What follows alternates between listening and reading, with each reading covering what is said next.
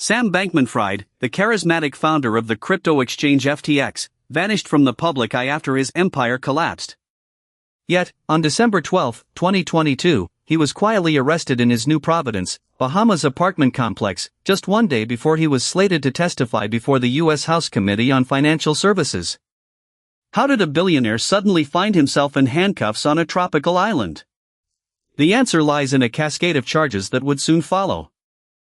The arrest triggered a storm of legal accusations: wire fraud conspiracy, securities fraud conspiracy, and money laundering. Prime Minister Philip Davis of the Bahamas publicly commented on the high-profile detention, underscoring its international significance.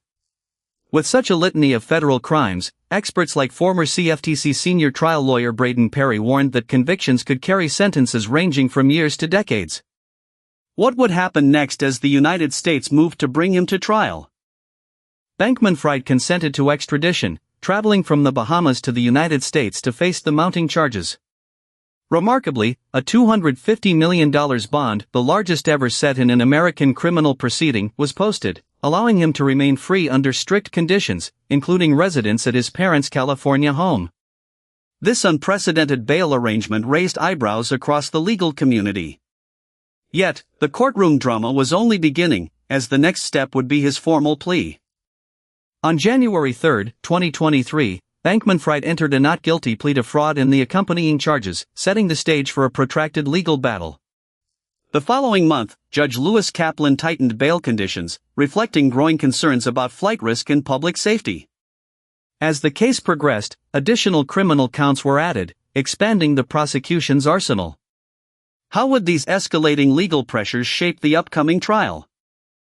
A March 2023 indictment accused Bankman-Fried and associates of directing at least $40 million in cryptocurrency to Chinese government officials, adding an international dimension to the case.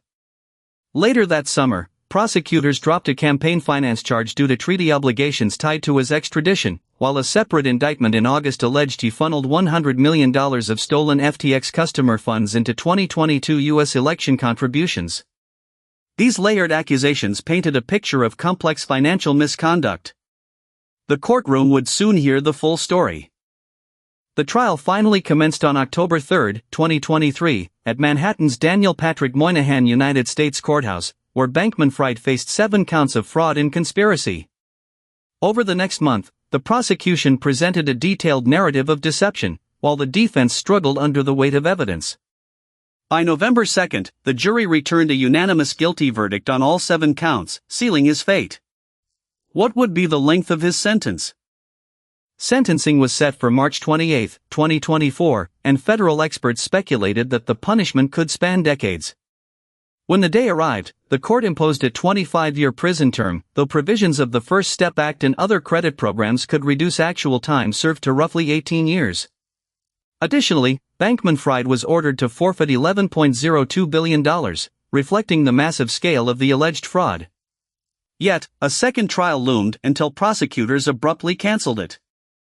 Following his conviction, Bankman-Fried was transferred to the Metropolitan Detention Center in Brooklyn on August 11, 2023, where he was placed in handcuffs and remanded. While incarcerated, his counsel raised concerns about his diet and dwindling medication supplies, prompting media reports of his reliance on the prison commissary's mackerel trade for services.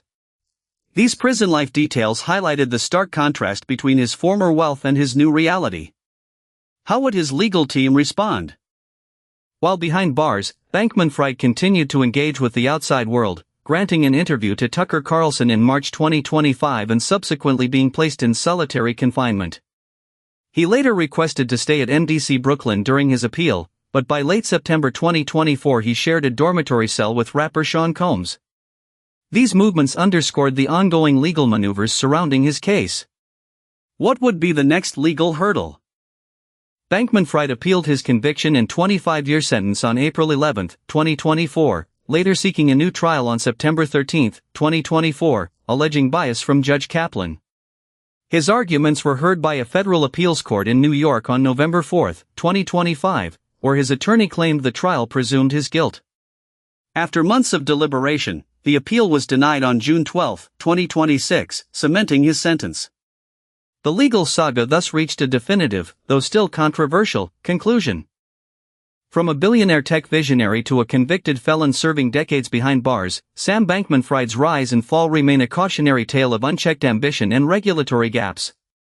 The initial arrest, massive bond, and eventual 25-year sentence answered the opening question of how a crypto mogul could end up in a Brooklyn detention center.